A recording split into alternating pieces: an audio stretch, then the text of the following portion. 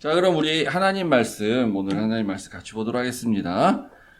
요한복음 13장인데 그 중간중간을 이렇게 좀 읽도록 하겠습니다. 6월절 전에 예수께서 자기가 세상을 떠나 아버지께로 돌아가실 때가 이른 줄 아시고 세상에 있는 자기 사람들을 사랑하시되 끝까지 사랑하시니라. 마귀가 벌써 시몬의 아들 가룟 유다의 마음에 예수를 팔려는 생각을 넣었더라. 예수께서 이 말씀을 하시고 심령이 괴로워 증언하여 이르시되 내가 진실로 진실로 너희에게 이르노니 너희 중 하나가 나를 팔리라 하시니 제자들이 서로 보며 누구에게 대하여 말씀하시는지 의심하더라. 예수의 제자 중 하나 곧 그가 사랑하시는 자가 예수의 품에 의지하여 누웠는지라. 시몬 베드로가 머리짓을 하여 말하되 말씀하신 자가 누구인지 말하라 하니 그가 예수의 가슴에 그대로 의지하여 말하되 주여 누구니까? 예수께서 대답하시되 내가 떡 한 조각을 적셔다 주는 자가 그니라 하시고 곧 한 조각을 적셔서 가롯 시몬의 아들 유다에게 주시니 조각을 받은 후 곧 사탄이 그 속에 들어간지라. 이에 예수께서 유다에게 이르시되 내가 하는 일을 속히 하라 하시니 이 말씀을 무슨 뜻으로 하였는지 그 안전 중에 아는 자가 없고 어떤 이들은 유다가 돈꾀를 맡았으므로 명절에 우리가 쓸 물건을 사라 하시는지 혹은 가난한 자들에게 무엇을 주라 하시는 줄로 생각하더라. 유다가 그 조각을 받고 곧 나가니 밤이러라. 시몬 베드로가 이르되 주여 어디로 가시나이까? 예수께서 대답하시되 내가 가는 곳에 내가 지금은 따라올 수 없으나 후에는 따라오리라. 베드로가 이르되 주여 내가 지금은 어찌하여 따라갈 수 없나이까? 주를 위하여 내 목숨을 버리겠나이까? 같이 읽을까요? 예수께서 대답하시되 내가 나를 위하여 내 목숨을 버리겠느냐? 내가 진실로 진실로 내게 이르노니 다 울기 전에 내가 3번 나를 부인하리라. 아멘. 하나님 아버지, 우리가 베드로의 길로 가기를 원합니다. 우리가 가룟 유다의 길로 갈까봐 심히 염려되옵니다.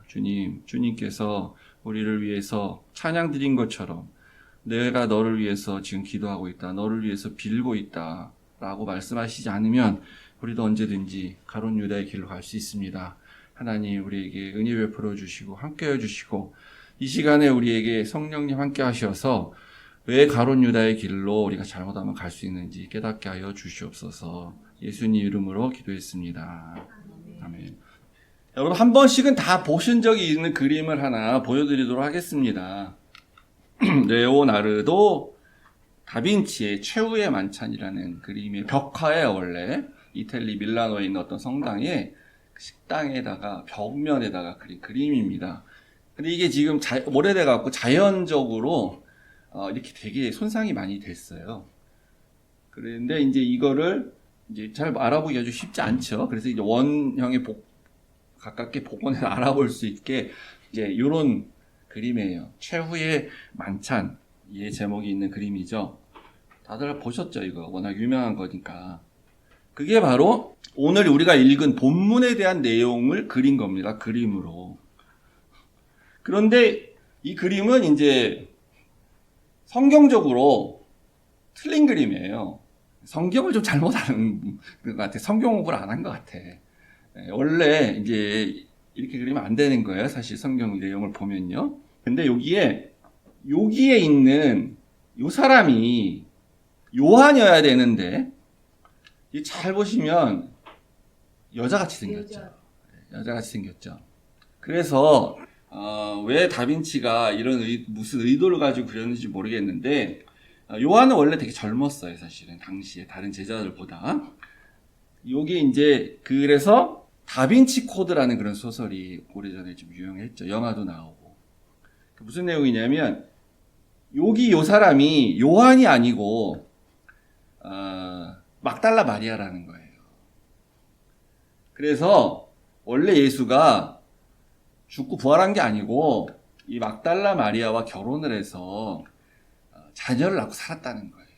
그래서 그 다빈치 코드에서는 요 그림을 보고 그 숨겨진 비밀을 알고 이제 그걸 그렇게 추적하고 가는 건데 뭐 오래돼서 저도 다 까먹었습니다. 그런데 이제 그래서 이걸 감추기도 하지만 요 후손들, 예수와 마리아의 후손들이 있기 때문에 그 후손들을 지키는 비밀 결사대가 있었다는 거예요. 교황청에서. 그래서 그 사람들이 이제 이 후손을 지키기 위해서 뭐 활동을 하고 있다, 뭐 그런 내용입니다. 그래가지고 그때 이제 좀 이슈가 되고 센세이션 했는데, 근데 소설이에요. 그냥 소설, 픽션이에요, 사실. 무슨 이게 그 사실로 추리를 해서 밝힌 무슨 그런 게 아니고 그냥 소설이에요. 근데 사람들이 그 사실 있냐, 교회 안 다니는 사람들은 그런 거 갖고 얘기하는 거 좋아하잖아요. 교회 그거 그래서 다 가짜야, 뭐 이런 말 이렇게 이제 비판하고. 근데 인디아나 존스를 보면서는 그거는 그냥 영화로 보고 그냥 아무렇게 생각도 안 하는데, 그 인디아나 존스 보면은 그 법궤를 찾으러 다니잖아요, 인디아나가. 그리고 성배를 찾으러 다니고. 성경에 다 나오는 얘기거든요. 그러면은 그걸 보고 와, 이것도 사실이구나 이렇게 알아야 되잖아요. 근데 사람들은 그렇지가 않죠. 그래서 소설을 가지고 마치 사실인 양 이제 그렇게 썼어요, 한동안. 그래서 다빈치는 이걸 이렇게 왜 잘못 그렸는지에 대해서 이유는 나오지 않습니다. 아무도 몰라요. 자기가 왜 이렇게 그런지 설명하진 않았으니까. 근데 어쨌든 이렇게 세 그룹씩, 이렇게 세 그룹 제자들 12명을 그렸는데, 여기가 이제 요한이고, 그 다음에 여기가 베드로입니다. 여기가 가롯 유다예요. 그래서 이때 예수님이 나를 팔자가 이 중에 한 명 있다라고 하고 말을 하고, 그러고 나서 이제 이 복음서의 내용을 보면은 누구야? 막 이런, 저는 아니죠. 저예요? 저 아니죠. 막 하면서 제자들이 이제 막 설왕설래하고 막 예수님한테 묻고 막 그럴 때에 요 세 그룹의 제자들이 이렇게 각각의 태도와 뭐 이런 이제 의도한 어떤 표정들 뭐 이렇게 이런 것들이 그려낸 거예요.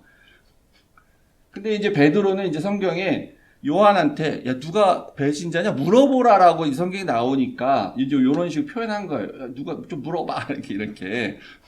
그리고 이제 이게 가롯 유다가 약간 놀라서 뒤로 이렇게 조금 빼는 것 같은 그런 거. 이 손그릇은 왜인지 모르겠는데 이거는 잘 모르겠어요. 왜 써있는지.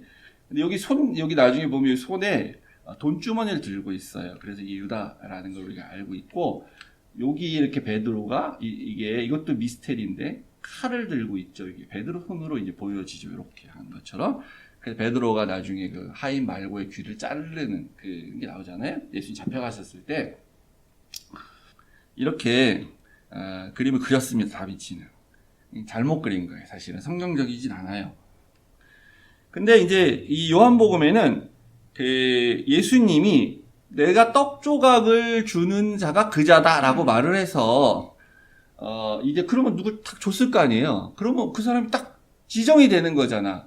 그러니까 그럼 유다인지 알 텐데 왜 제자들은 누구인지 모르냐 이렇게 이게 나오는데, 그거는 이제 요한이 이제 그런 생략을 하고 그런 관점으로만 얘기한 거예요. 다른 복음서에는 또 어떻게 얘기하시냐면 나와 함께 그릇에 손 넣는 자다라고 얘기하셔요, 예수님이. 그러니까 이제 이 유대식의 만찬에 이렇게 안에 여기 보면 뭐 접시 이런 게 있잖아요. 여기 약간 무슨 수프 같은 게 이렇게 있어서 같이 옆 사람과 이렇게 빵을 찍어서 먹는 그런 그릇들이 이렇게 있었던 거예요.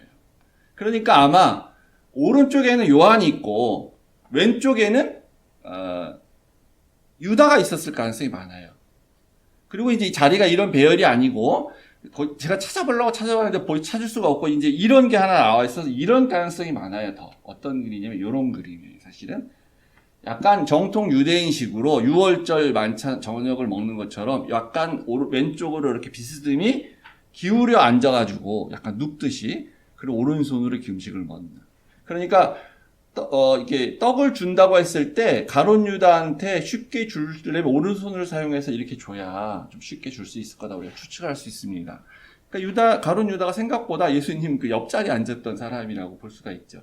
근데 유다만 준 게 아니고 그 다른 공간복음을 보면 예수님이 이거는 내 살이니 먹어라 그러면서 또 이 포도주를 주면서 이것은 나의 피니 먹어라 그러면서 그때 성찬식을 하셨어요. 그래서 다 준 거예요, 전부한테 다. 그러니까 모르는 거예요, 누구한테 줬는지를, 누가 배신자에 대해서. 그래서 자기들이 다 와서 예수님 저는 아니죠, 저예요? 저 아니죠, 자꾸 이렇게 물어보는 그러는 상황이 되는 겁니다. 근데 유다는 자기는 알죠, 본인은 알아요. 왜냐하면 이미 예수님 팔고자 하는 마음을 갖고 있었기 때문에. 여기 그림은 재밌게도 이건 누가 그랬는지 모르겠는데요. 제자가 11명만 딱 있어요. 세보면은. 유다가 나간 이후에 그런 상황인 것으로 보여집니다. 어쨌든 그러면 아니 나와 함께 그릇에 손 넣는 자 혹은 내가 떡을 찍어서 주는 자가 배신자다라고 예수님 말씀하셨는데 근데 왜 제자들은 다 몰라? 그리고 누군지를 모르고 납니까? 라고 막 물어보는 그런 상황이죠. 지금 이 상황이. 그럼 이 상황은 뭘 의미하는 겁니까? 누구나 다 배신자가 될 수 있다는 거예요. 우리는 결과적으로 알아서 가룟 유다인 걸 알지만 본인 하기에 따라서 지금 누구나 다 배신자가 될 수 있다는 거죠. 유다뿐만 아니라.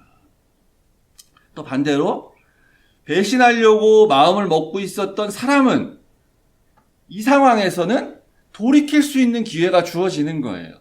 회개할 수 있는 기회가 여전히 있는 것입니다. 그런데 도대체 왜? 무엇 때문에 그 유다는 돌이키지 못하고 또 베드로는 예수를 3번씩이나 나중에 부인하고 심지어 뭐 저주까지 하면서 부인을 했는데 어떻게 베드로는 돌이킬 수가 있었는가? 그게 우리의 문제입니다. 근데 이 4개의 사복음서를 비교해 보면 요한복음만 다른 3개의 복음서와 달리 이 가룟 유다에 대한 행동과 말을 아주 상세하게 기록을 하고 있습니다. 왜 그랬을까요? 그건 뭐 우리가 1장에서 쭉 봤던 것처럼 유다가 바로 그 빛과 어둠의 대결을 할 때에 있어서의 빛을 거부하는 어둠의 대표적인 상징적 인물이기 때문에 가룟 유다에 대해서 이렇게 자세히 쓰고 있죠. 동시에 뭘 말하는 거겠습니까? 유다처럼 되면 안 된다. 유다가 돼서는 안 된다. 그러니까 오늘날 우리가 유다같이 예수님을 팔고 배신하고 그럴 일은 사실 없죠. 아니 우리가 예수님이 뭐 우리 옆에 있는 것도 아니고 그럼 예수님이 지금 뭐 내가 배신하고 어쩌고 해서 다시 잡혀갈 일이 있겠어요? 사실 그런 일 없어요. 우리 배신할 일 없어요. 그러니까 우리의 유다로 가는 길은 다른 게 아니라 우리가 배신하고 그런 게 아니라 우리의 마음속에 예수는 내가 기대한 그런 메시아가 아니야. 내가 생각했던 그 예수랑은 너무 거리가 떨어져 있는데 전혀 다른 것 같은데 그렇기 때문에 나에게 더 이상 필요한 존재가 아니야. 난 예수 없이 살 수 있을 것 같아. 그렇게 하면서 나에게 있어서는 가치가 없는 존재를 여기고 무시하는 것. 그게 바로 배신이죠. 그러니까 선생님 말씀처럼. 그게 배신이에요. 그게 베드로처럼 부인하는 거예요. 그거는 우리 삶에 언제든지 일어날 수 있는 일입니다. 그래서 어떻게 보면은 베드로와 유다는요 사실 종이 한 장 차이예요. 근데 그 종이 한 장 차이가 끝이 완전히 엄청나게 달라지게 되죠.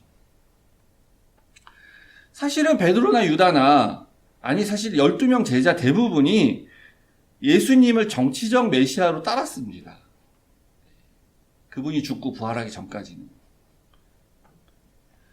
정치적인 메시아로 여기고 따랐어요. 그래서 예수님께서 이제 이 로마 제국을 물리치고 다윗 시대에 우리 이스라엘을 다시 건국해서 영광을 재현해서 예수님 왕이 되면 그러면 우리가 다 그 나라에 한 자리씩 다 장관하고 그중에 한 명은 총리하고 이렇게 될 거라고 생각하고 따랐던 거예요. 예수님은 그런 엄청난 능력을 가지신 분으로 봤기 때문에. 그런데 어느 날부터 갑자기 예수님이 나는 죽을 거다. 나는 잡혀서 죽는다. 이런 얘기를 계속 하는 거예요. 그렇게 말씀하실 때만 해도 제자들은 이게 무슨 말이지? 무슨 말이야? 이렇게 하고 잘 몰랐어요. 그냥 하시는 말인가 보다. 잘못하면은 로마의 그런 힘에 잡혀서 위험에 처할 수도 있는가 보다. 그리고 죽을 수도 있는 거다. 뭐 그런 식으로 말을 이해했겠죠. 그렇지만 우리가 예수님과 힘을 합쳐서 야 봐라 광야에서 2만 명 이상이 모였을 때 오병이어 기적 일으켜서 먹이시지 않냐. 그 정도의 수가 우리가 뭉치면 저 로마 제국 물리치고 쫓아낼 수 있지. 이렇게 생각했을 거야 아마. 근데 유다는 똑똑한 사람이에요. 유다는 간파한 거예요. 아니구나. 이 사람은 메시아가 아니구나. 이 사람을 계속 따라다녀 봐야 얻을 게 없다. 이렇게 간파한 거죠. 베드로가 그 예수님한테 아주 심한 꾸지람을 당한 적이 있었죠. 베드로를 뭐라 그러냐면 예수님이 이 사탄아 이렇게 말한 적이 있어요. 내 뒤로 물러서라 이렇게 말한 적이 있습니다. 아주 이렇게 심한 꾸지람을 들었어요. 사탄이라고 들을 정도로. 언제냐면 예수님이 자기가 죽고 나서 3일 뒤에 부활할 것을 제자들에게 알려줬을 때 이 얘기를 들었어요. 천국의 비밀을 알려주신 거예요, 예수님은. 엄청난 거죠. 천국의 비밀을 깨닫게 해주고 있는데, 그래서 자기가 어떻게 영광 받으실 건지에 대해서 지금 알고 있는데, 거기에서 베드로가 아주 엉뚱한 소리, 아주 이상한 소리를 하니까 예수님이 사탄아 물러가라고 하죠. 베드로 뭐라 그랬냐면, 예수님이 난 그래서 죽을 것이다 라고 했을 때, 도대체 무슨 소리 하고 계시는 겁니까? 스승님, 선생님, 삐어, 예수님, 죽기는 왜 죽어요? 도대체 무슨 소리 하시는 거예요? 당신은 절대로 죽어서 안 됩니다. 죽는다니 있을 수 없는 일이죠. 이렇게 베드로가 얘기를 한 거예요. 그때 예수님께서 사탄아 이렇게 말했습니다. 왜냐하면 그게 바로 사탄의 욕망이기 때문에 그래요. 그게 사탄의 유혹이고 계속해서 정치적 메시아가 되라. 그럼 내가 이 세상을 다 주겠다라고 어떤 사탄이 예수님 시험할 때 했던 그 말이기 때문에 그래요. 그게. 근데 예수님이 그렇게 되면 하나님의 뜻을 저버리는 거예요. 오신 목적을 이루지 못하게 되는 거예요. 이 땅 가운데 오신 목적을. 근데 베드로의 입을 통해서 사탄이 베드로를 사용해서 그 말을 하기 때문에 사탄아 물러나라고 하는 거죠. 가룟 유다는 굉장히 계산이 빠른 사람입니다. 머리가 아주 좋은 것 같아요. 말도 잘해요. 그래서 마리아가 향유를 예수님 발에 붓고 씻겼을 때에 가룟 유다 이렇게 말하죠. 바로 딱 계산을 해서 이 300데나리온이나 되는 귀한 그 가치가 있는 이 비싼 것을 왜 이렇게 허비하고 있느냐. 그리고 또 말도 잘하니까 가난한 자들에게 나누어 줘야지. 이렇게 얼마나 논리적이고 이성적입니까? 들으면 다들 고개 끄덕끄덕 하려고 얘기죠. 아, 그래 유다 말이 맞지. 이렇게 지지도 받을 말이죠. 어떤 다른 상황이라면 유다 말이 맞아요. 그죠?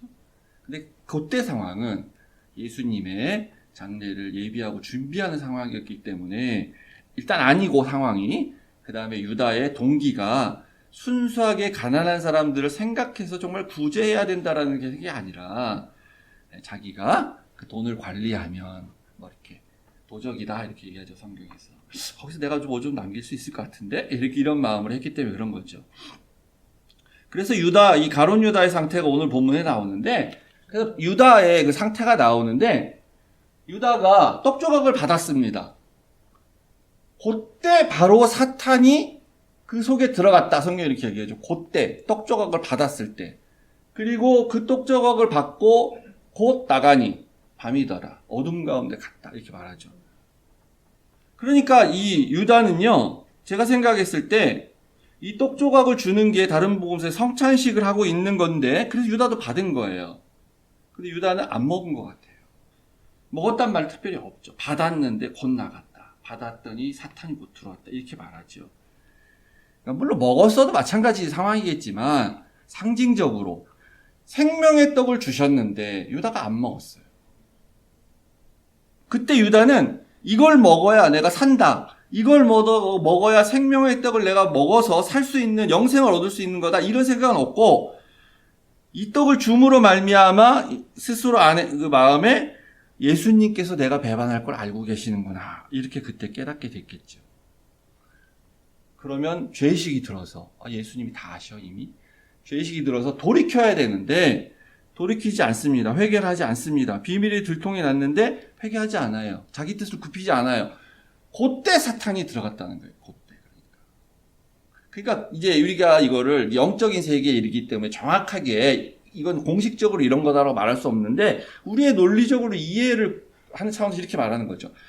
그 전부터 유다는 예수님 팔 생각하고 있었어요. 자기가 생각하는 메시아가 아니라는 마음이 들었기 때문에 유혹이죠. 그게 유혹. 그때 사탄이 들어갔다고 말하지 않아요. 유혹받은 거예요. 유혹. 근데 그 유혹을 떨쳐버릴 수 있어요, 그 사람은. 그 유혹을 이길 수가 있는 거예요.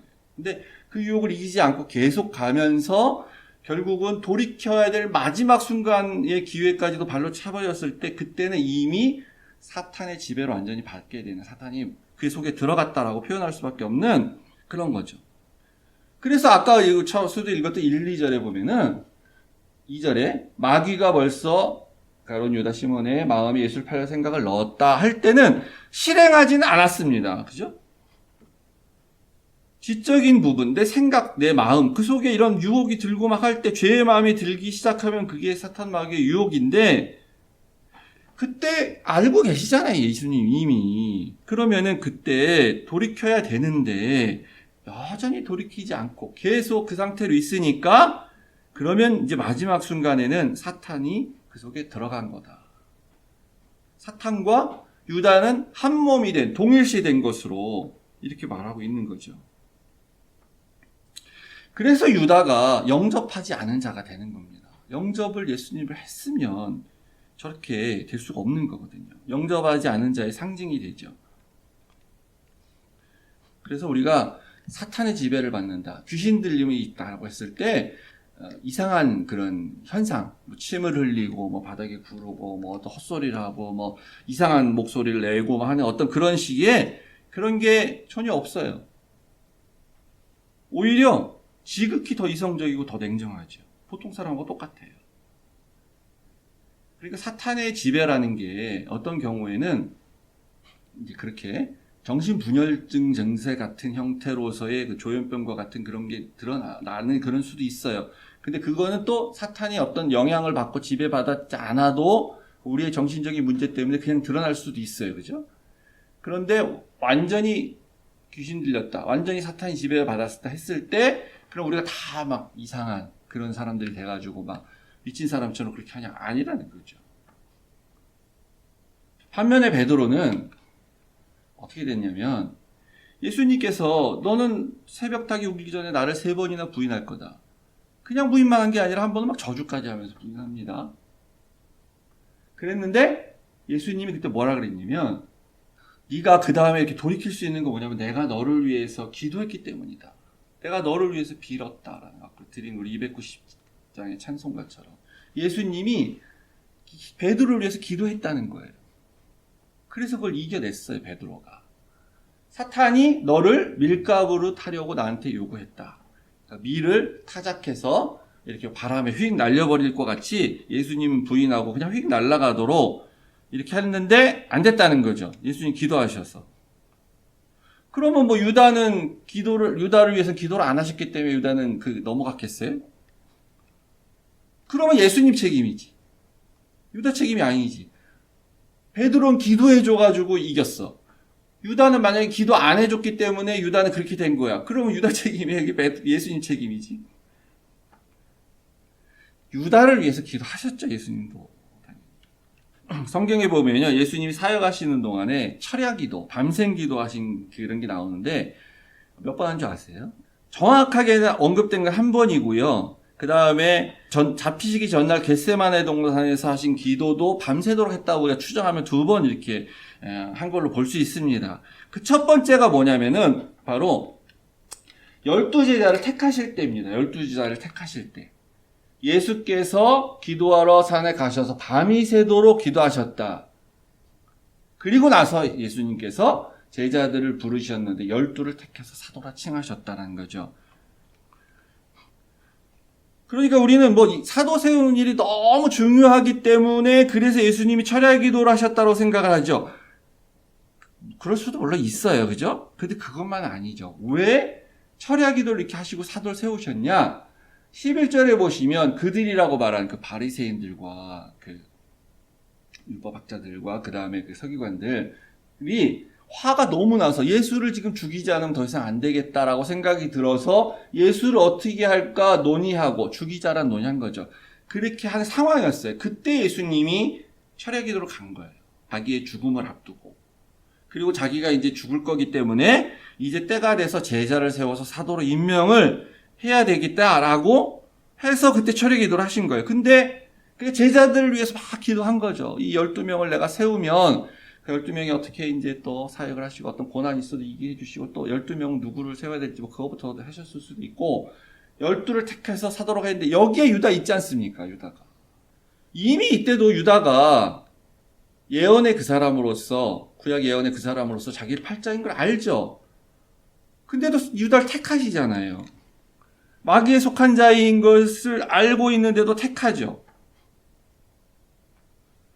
겟세마네 동산의 기도도 자기의 죽음 때문에 하는 기도예요. 그러니까 이 잔을 피할 수만 있으면 피하지만 내가 순종하겠습니다. 이렇게 하시는 기도예요. 그러니까 이 철야 기도도 자기의 죽음 때문에 하는 기도예요. 유다를 선택하지 않으면 안 되는 12명의 그 유다가 들어가 있어요. 유다를 선택 안 했다 그래서 예수님이 뭐 잡혀가지 않겠어요? 아니면 뭐 십자가에 달리지 않겠어요? 할 수 있죠, 다 충분히. 그런데 유다를 선택으로 함으로 말미암아 십자가에서 죽는 것도 큰 고통인데 사랑하였던 제자가 배반을 해서 십자가에 죽는 고통을 받는 이중 고통을 당하는 거예요, 사실은. 이렇게 되면요. 그것까지 경험해야 됩니까, 살면서 진짜. 이 내가 믿었던 사람한테 배신당하는, 나의 사랑을 내가 정말 사랑했던 제자, 또는 내가 정말 사랑했던 연인에게 배신까지 당해서 굴고 또 죽는 그런 경험. 저 같으면 죽는 게 더 고통스러운 게 아니라 사랑하는 사람한테 배신당하는 게 더 큰 고통이에요. 그것도 감수해야 되는 거예요. 그러니까 이 기도를 하면서 내가 그것도 받아들이겠습니다. 그것까지도. 그래서 베드로를 위해서 기도한 것처럼 제자들을 위해서 다 기도했고 유다를 위해서 기도하셨다고 우리가 당연히 봐야 되죠. 그래서 예수님은 요한이 얘기할 때 1절에 이렇게 말하는 겁니다. 자기 사람들을 사랑하시되 끝까지 사랑하셨다. 끝까지 사랑하셨다. 그런데 거기다 갑자기 이 가룟 유다 얘기를 하겠습니까? 이어서 예수는 마귀를 생각이 들어와가지고 예수를 팔 생각하고 있는 사람이다 소개하면서 자기 사람을 위해서 끝까지 사랑하신 예수님의 그 사랑에는 이 유다란 사람도 있다. 그 얘기하고 있는 거죠 지금. 그래서 세족식도 하면서 유다의 발도 씻겨주고 진심을 다해서 이거 발생할 놈이니까 씻겨주지 말까 이런 게 아니라 씻겨주시고 똑같이 아무도 눈치채지 못하게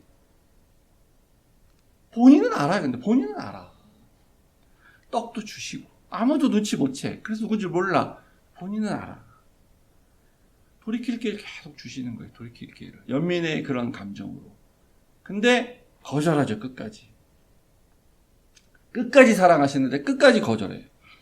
그래서 우리가 아까 제 서두에서 했던 처음 질문을 다시 돌아가면 그 베드로와 유다의 차이는 무엇인가? 유다가 나간 후에 예수님께서 새로운 말씀, 나머지 11명이 남았을 때 새로운 말씀을 주십니다. 서로 사랑하라. 그걸 주시면서 이것은 새 계명이다. 이렇게 말씀을 하세요. 유다가 있을 때 말씀했으면 얼마나 좋았을까요? 근데 그래봐 또 안 들었겠죠. 근데 그때 이미 유다는 마지막에 깔 때까지 갖고 선을 넘었다. 더 이상 기회가 없다고 생각하셨는지 모르겠습니다. 마지막 기회가 끝났다고 생각했는지 모르겠습니다. 예수님 억지로 붙잡지 않으세요. 야, 네가 이 메시지만 더 듣고 가. 서로 사랑하라. 내가 새 계명을 줄 테니. 다시 한번 생각해봐. 이렇게 억지로 잡지 않으세요. 억지로 생명의 떡 먹으라고 막 끌고 와서 강제로 먹이지 않으세요. 제가 계속 얘기하지만. 쫓아다니면서 제발 좀 교회 와라 이렇게 예수님 하지 않으세요. 그건 자기가 해야 되는 거예요, 자기가. 그래서 요한은 그것이 새 계명이다라는 걸 소개하는데 다른 복음서에서는 새 언약 혹은 언약의 피 이렇게 얘기하고 있어요. 청찬식을 하면서. 언약보다는 계명이라는 게 더 좋은 것 같아요, 제가 볼 때. 언약이란 건 그래 언약? 그래 언약 우리 예수님이 나한테 언약 주시고 나도 언약 믿지. 근데 계명은 그래 지켜야 되는 거죠, 우리가 사실은. 10계명 이런 것처럼. 언약도 맞아요, 맞기는. 근데 언약을 주기 위한 모든 동기가 왜 주냐? 내가 새로운 언약. 왜 언약을 주냐? 피로 맺은 언약을 너에게 주냐? 사랑하기 때문에 주시는 거죠. 사랑하기 때문에. 그러니까 그것은 이건 새 계명이다라고 하면서 지킬 만한 그런 가치가 있는 거예요. 너희도 서로 사랑하는 거. 내가 너희를 사랑한 것처럼 너희도 사랑하라. 그러니까 올드한 계명이 10계명이라면 새 계명은 이 사랑하라는 건데 이거는 모든 10계명에 있는 그리고 구약에 있는 모든 율법을 다 통합한 그러한 계명으로서 주신 거라고 볼 수 있겠죠. 사랑하라. 사랑하면 다 통하는 거죠. 결론은 예수님의 사랑을 다 받았는데 다시 우리가 예수님을 사랑하는지 아닌지 그 여부에 달려있는 것입니다. 예수님을 사랑하는가? 예수님은 유다도 사랑하고 베드로도 사랑했어요. 베드로는 흔들리는 마음이 있고 자기도 좀 이분이 아닌 것 같은데 왜 죽는다 그러지? 그런 마음이 있었지만 그래도 받은 사랑이 있어서 가져갔지. 계속 끝까지. 차마 인간적으로 배신하고 그럴 수는 없는 거죠. 사랑하니까 일단. 그분이 비록 내가 기대하는 그분이 아니라 할지라도 근데 사랑하니까 내가 이분을 팔 수는 없는 거지. 최소한. 아무리 속썩이고 말썽부리고 뭐 정말 나가 죽으라고 내가 비록 욕을 하고 뭐 이렇게 미워하는 것 같은 그런 남편 혹은 그런 자식 있어도 사랑하니까 어떤 그런 이런 극단적인 무슨 팔고 뭐 이렇게 배신하고 그럴 수는 없는 거죠. 사랑하니까. 그래도 참는 거죠. 심지어 그런 사람이라 할지라도. 근데 사랑이 없으면 어떻게 됩니까? 그냥 계약 관계인 거예요. 그냥 그것이. 그게 언약 관계이고 계약 관계예요. 그러니까 예수님의 지금 발씻음이 향유로서 발씻음이 왜 필요하냐 이런 걸 예수님 사랑하는 관점에서 보면 필요할 수도 있겠다 이런데 사랑하는 마음이 없으니까 300다나리온이 됐는데 저 비싼 거를 왜 낭비하지? 가난한 자들한테 줘야지. 이런 계산이 되는 겁니다. 유다는 예수님을 사랑하는 마음이 없었던 거예요. 23절에 이제 예수의 제자 중 하나, 아까 그 그림의 여자처럼 나왔던 옆에 있었던 요한, 자기가 자기를 말하는 건데 저게 왜 무슨 어떤 겸손한 표현인지 아니면 자기가 무슨 말을 하려고 하는 표현인지 모르지만 그가 사랑하는 자가 자기를 얘기하는 겁니다. 예수의 품에 의지하여 누웠는데 그러니까 뭡니까? 자기가 예수님으로부터 사랑을 많이 받은 사람이다라는 걸 표현하는 거 아닙니까, 이게? 제가 이제 중학교 1학년 때부터 교회를 다녔는데, 중학교, 고등학교 이렇게 다니면서, 그때 한국교회는 이제 성경 공부 이런 거 많이 시켰거든요. 비록 중고등학생이라 할지라도.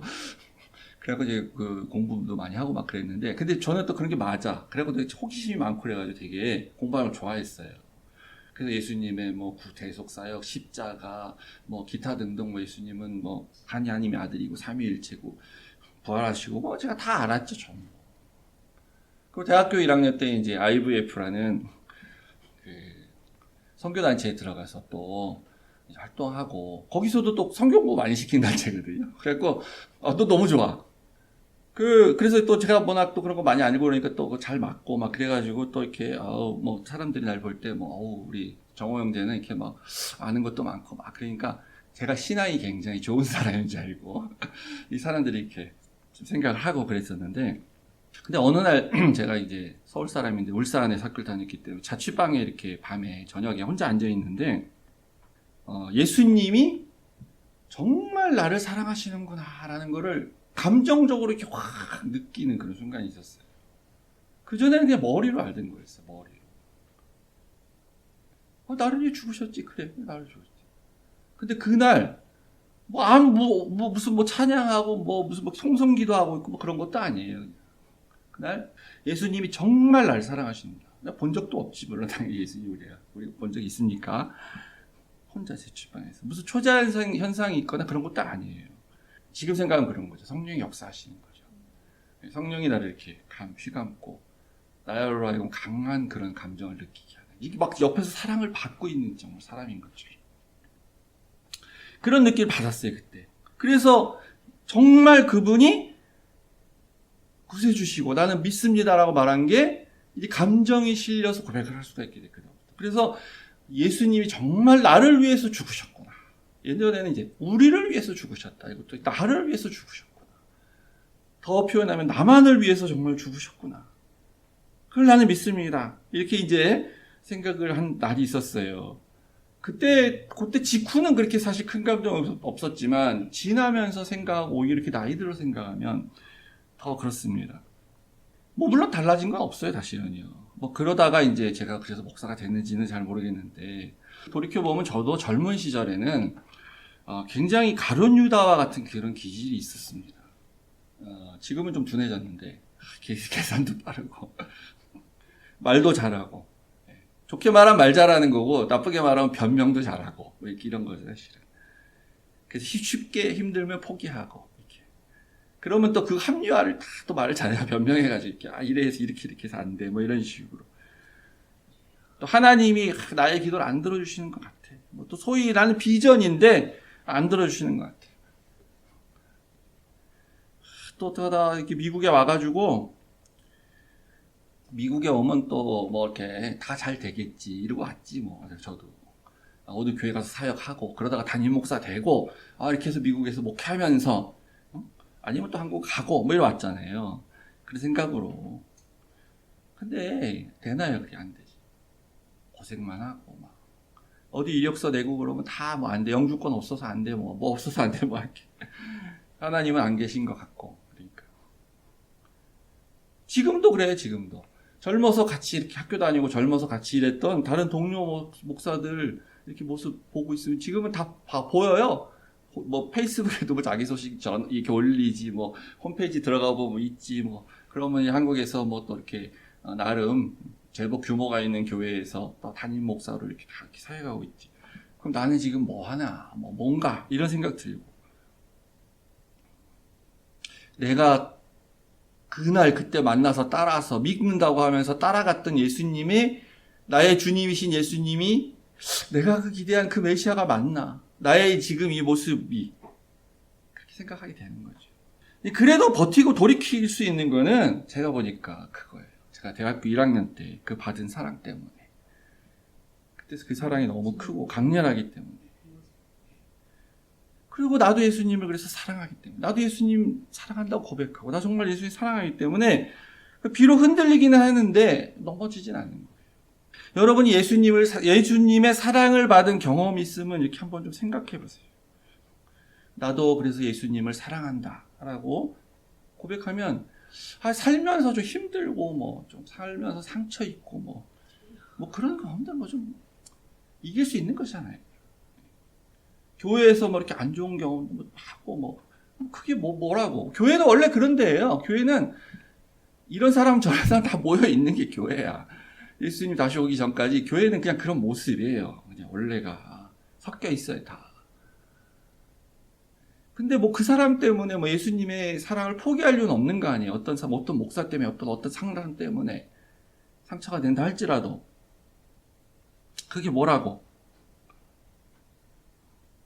그래서 우리는 이 사랑의 두 가지 측면을 가지고 이제 우리가 서로 서로 사랑하고 있기 때문에 이렇게 하는데, 우리가 이렇게 같이 믿는 사람들한테는, 그러니까 예수님 입장에서 보면 남은 11명의 제자들이죠. 유다 빼고 씻겨주시고 섬기고 사랑해라 너희도 서로 동기부여하고 이렇게 하는 거예요. 그리고 잘못한 거 있으면 용서해주고. 그러니까 우리가 교회 안에서 그런 거죠. 비록 나를 배신하는 것 같고 섭섭하게 해도 용서해주고 같은 믿는 사람이기 때문에 그게 이제 사랑의 방법입니다. 반면 두 번째로 이제 안 믿는 사람, 유다와 같은 사람에게는 이제 사랑한다라고 말하는 건 좀 어울리지 않는데 그 연민을 가져야 돼요. 그냥 끊임없는 연민. 아휴, 저 뭘 모르고 저렇게 살면 안 되는데 저렇게 살면 지옥 가는데 연민을 가져야 돼요. 불쌍하다. 참 어떻게 저러고 살고 있나? 저런 나쁜 놈이 있나? 이렇게 생각하죠. 저런 쳐 죽일 놈이 있나? 이런 거보다 아이고 저거 몰라서 저러지. 저렇게 살면 우리 다 아는데 연민을 가는 그런 마음으로 바라보는 거죠. 기회가 있으면 주고. 요즘 한국에 서울의 봄이라는 영화가 막 대에 또 유행을 하고 있다는데 1980년에 있던 소위 신군부의 그런 반란 쿠데타를 그린 영화죠. 그래서 제가 그때 중학교 2학년이었는데 저는 그때 이제 어리니까 직접 겪은 건 아니지만 어쨌든 그 이후의 역사를 같이 살면서 겪으니까 다 알죠. 내용도 알고. 근데 요즘 20, 30대가 그렇게 많이 본대요. 20, 30대가. 자기들은 모르는 얘기들이니까. 그래가지고 이제 많이 보는데 저도 한번 이제 봐야 되겠어요. 나중에 너무 열받는 거야. 그래서 요새 이렇게 애플워치나 뭐 이런 거 있으면 이게 사고 있으면 심박수 측정을 하잖아요. 보기 전에 심박수 몇이었는데 영화 보고 나서 막 너무 열받아가지고 너무 분하고 열받아서 내 심박수가 얼마나 올라갔는지 이렇게 사진 찍어가지고 나 이렇게 됐다고 그렇게 이제 올리는 그런 챌린지를 한답니다. 그 세대는 이제 겪어보지 않은 세대라서 열받지 사실은요. 열받지 화나지. 근데 우리는 그리스도의 사랑이 있으니까 연민의 정으로 그냥 저러면 안 되는데 저렇게 살면 안 되는데 이렇게 봐야지 어떡하겠습니까? 어떻게 우리가 예수님의 사랑을 받고 어떻게 또 나는 예수님을 사랑할 수 있을까? 성경에 계시되어 있어요. 성경 속에 예수가 있어요. 역사 속에 예수가 있습니다. 그래서 우리가 그분과 교제를 할 수가 있는 거예요. 그분이 2000년 전에 살았던 사람인데 어떻게 우리가 그게 가능하냐? 지금 옆에 계신 것도 아니고 보이지 않는데 근데 할 수 있습니다. 우리가 이렇게 사랑을 주고받는다는 게 우리가 남녀가 사랑하는 걸 자꾸 생각하면 안 돼요. 그러면 그런 남녀가 사랑할 때 서로 보이는 걸 뭔가 주고받고 서로가 보여야 되고 뭐 그래야 그걸 할 수가 있죠. 보이지도 않고 주고받는 것도 없는데 뭐 사랑의 감정을 느낄 수가 없잖아요. 그런데 어떤 사람의 그 매력에 우리가 푹 빠지는 그런 거는 드라마 보면서도 가능합니다. 드라마 볼 때 어떤 캐릭터의 배우를 딱 보면서 그가 연기하는 걸 보면서 저런 사람 정말 사랑스럽다, 사랑하고 싶다 이런 매력을 우리가 느끼죠. 심지어는 그게 가상의 인물인데 실존하는 인물이 아니잖아요. 드라마 속의 인물인데도 불구하고. 근데 이제 나는 전혀 모르는 사람인데 어떤 사람이 TV에 나와서 막 이렇게 하는 말을 막 들어. 어떤 연설 같은 거. 그러면 우리가 그 사람의 매력에 이렇게 빠질 수 있는 거죠. 그 사람은 실제 인물이지. 그러니까 나는 모르는 사람이지만. 그래서 우리가 그런 사람한테 이제 투표하는 거죠. 그래서 이 사람이 대통령이 돼야 되겠구나 이렇게. 그런데 어떤 날 우연한 기회에 또 그래서 그 사람을 만나서 교제도 나누고 사귀고 그러면 그 매력에 빠진 사람, 그 사람의 너무 사랑의 감정을 느껴서 목숨 걸 수도 있는 거죠. 그 사람을 위해서. 그런데 예수는 가상의 인물도 아니고 실존의 인물입니다. 역사적 기록이 있고 하신 말씀들이 있어요. 그분이 하신 행동, 그분이 하신 말, 그것을 우리가 성경을 통해서 보면 우리가 얼마든지 그분의 사랑을 계속 느낄 수가 있는 것이에요. 계속 우리 그분의 사랑을 받는다고 내가 생각하고 느낄 수가 있어요, 실제. 심지어 그분 살아계시죠, 지금. 단지 우리 눈에 보이지 않을 뿐이죠. 그런 마음으로 우리가 예수 만나길 원하면은 그럼 성령이 함께 하셔서 도우시기도 또 하십니다. 그래서 우리가 내년에 성경 공부하는 것에 대해서 광고 아니고요. 성경 공부를 하는데 성경의 지식을 늘리겠다는 게 아니라 사랑받기 위하여 예수님의 사랑을 거기서 발견하고 받기 위해서 내가 하는 것이다. 이런 기대감을 가지고 그런 마음을 열고 참석하면 그때 우리가 설교 시간에도 물론 이렇게 예수님의 사랑을 느낄 수도 있지만 그때 예수님의 사랑을 받고 느끼고 예수님 만나고 그렇게 하실 수가 있습니다. 아멘. 아멘. 예, 우리 여러분들 많이 또 기도해 주시기 바랍니다. 내년에 성경 공부할 때 우리에게도 유익이 되고 또 저에게도 유익이 되고 다른 사람들에게도 유익이 되고 그런 되도록 기도해 주시기 바랍니다. 아멘. 예, 우리 마지막 찬양 우리 아까 불렀던 우리 찬송가 290장 1절만 함께 하겠습니다. 이게 베드로와 가룟 유다 그 얘기 찬송입니다.